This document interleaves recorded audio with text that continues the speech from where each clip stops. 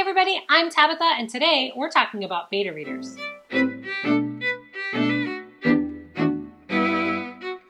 Beta readers are a hot topic around the writing community. In fact, I've talked about beta reading 2 other times on this channel. I'll make sure to drop those videos down in the description in case you want to watch them, but today I'm tackling some of your frequently asked questions about beta reading.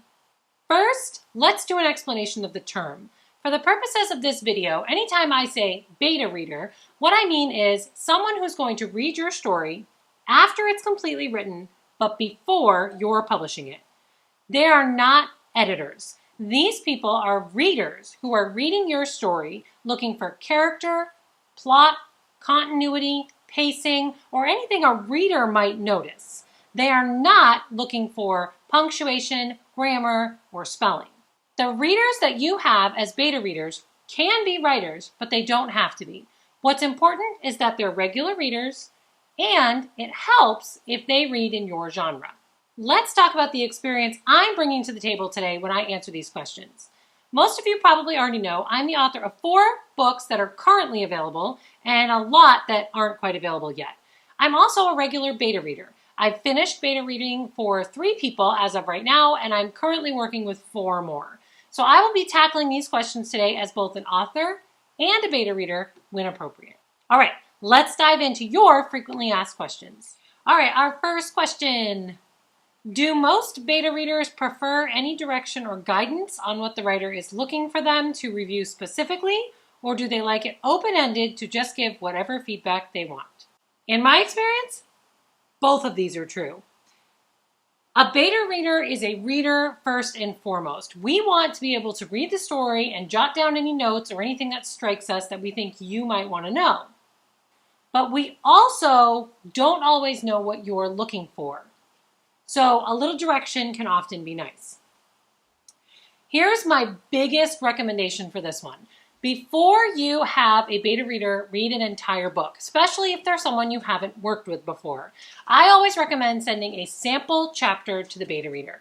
Give them a few questions or things you're specifically looking for from chapter 1, but let them read it and take notes the way they plan to for the entire book in whatever format they want. They'll send it back to you. Then both you and the beta reader can decide if this is a partnership you want to continue going forward for the rest of the book. For the author, this is looking at, do I like the kind of feedback they gave me? But for the reader, they're looking at, is this a story I feel like I can stick with? Is this a story I'm connecting with? Being a beta reader for an author is a partnership. You both have to know that you're entering into something you're willing to continue and that it's mutually going to benefit both of you. As a beta reader myself, there are 2 things that I always add as my notes for the end of each chapter for the author. Those are lingering questions I still have, most of which the author probably wants me to have, and impressions of characters that I have. I only do this when a new character is introduced or when my impression of the character has changed. These are notes that I'm going to write whether the author asks me to or not, but that's because as a beta reader, these are things that I'm always thinking of. I hope that helps answer your question. Okay, our next question. What is a reasonable time to give them for their review before following up? So here's where a sample chapter, like I recommended in my last advice, would be really important. A sample chapter helps you see about how long it took your reader to get through one chapter and get feedback back to you. But it also means that you've told them to just do a sample chapter and connect with you, and you'll talk about whether or not you want this partnership to go forward. One of the things you'll need to talk about when you have that conversation is about how long you're expecting it to take and how often you want them to connect with you. As an author, I tell my betas to check in with me at least once a week, even if it's just shooting me an email to say, hey, life got really crazy and I didn't actually get anything read. If they want to contact me more frequently, they know exactly how to do that. Remember, this is a partnership. It really has to work for both of you. I have one beta who likes to check in with me every single time they read, so the information's fresh in their mind. I have one beta who will literally call me when they finish a chapter and get a cliffhanger and think it's crazy. And I have another one that if I don't reach out to, I might not actually hear from. As a side note, I do want to say that if possible, face-to-face or voice-to-voice conversations, in my opinion, are the best. Oftentimes, beta readers will be able to show their enthusiasm through their body language and their voice when they talk about this, and it'll help you understand if a chapter really hit home. The other reason why a voice-to-voice or face-to-face conversation is the best is because as the author, you can ask follow-up questions. If a beta reader has a note about how something made them feel, you can ask them when they started feeling that, or if the feeling was bad, or if it didn't add to the story or detract from the story at all. These aren't conversations that go really well two ways when you're reading all of their notes in an email. That's just my advice, and I hope that answers your question. All right, our next question. How do you find beta readers, especially those who like reading your genre?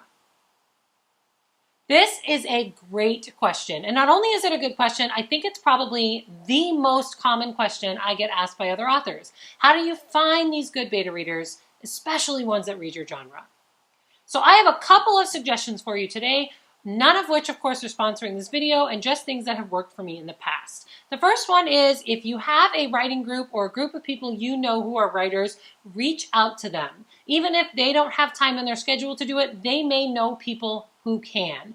Writing groups can be an excellent source for finding other good beta readers. Just remember, this is the time when it's going to be really important to clarify upfront exactly what you're looking for. Writers have a tendency to want to find your flaws in grammar and punctuation, and if you're looking for a beta reader, that's not what you want. So set those guidelines with other writers up front. The second place I suggest you can find beta readers is social media. Put out a call on social media that just says you're looking for beta readers. Make sure that you use hashtags like writing community or hashtags like beta reader. Tell them what genre you're writing in, what age category you're writing for, and how many words are in it. This is going to be where it's really important to use that sample chapter I talked about. You want to send one sample chapter out and see what kind of feedback you get back. You want to make sure these people are prompt, they understand what you're writing for, and that you're all on the same page before you agree to give them your whole book. The third place I'd say you can find good beta readers is a library. That's the best place to find local readers. See if your library has a bulletin board where you can post a small snippet or a small advertisement where you tell people you're looking for readers. You're an up-and-coming author and you have an age category genre book of how many words that you're looking for beta readers for. You might find people who would work with you.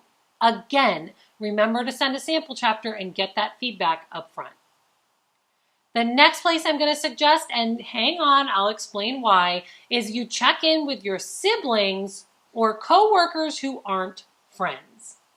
Let me explain that one. When you have a beta reader, it's really important to have somebody who's not afraid to be honest with you, not only about what works for your book, but what doesn't.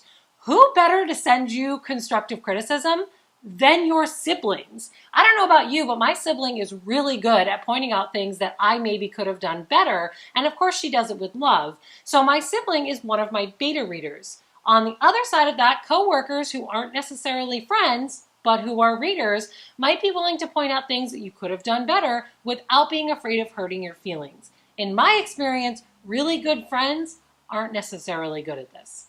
Remember, the most important criteria when you're looking for a beta reader is that you find someone who reads in the genre you wrote. Don't be afraid to go outside your comfort zone or outside your acquaintance zone to find those people. Just remember, a sample chapter can be your best friend. If you have other tips for finding beta readers, make sure you drop them in the comments so all of us can benefit from those, and I hope I answered your question. All right, our next question. How long should you allow beta readers to read and reply? You're not crazy, I already answered this one, but I left it on here for a reason.